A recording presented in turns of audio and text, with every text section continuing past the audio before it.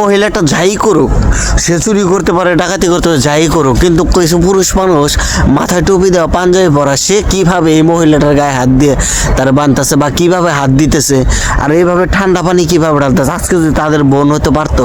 একটা মানুষ কখন চুরি করে জানেন? পেটের দায়। মানুষ সহজে চুরি করতে যায় না, মানুষের সহজে কারো কাছে হাত পাতে না।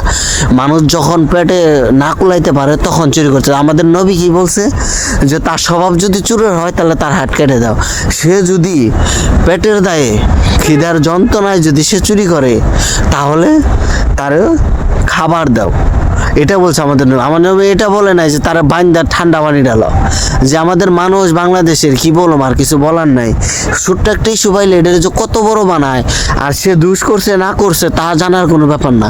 খালি যে তারে 5 জনে মারতেছে, আমিও যে তারে মারতেছি, মানে অবস্থাটা এখন এই সিস্টেম আমাদের বাংলাদেশে।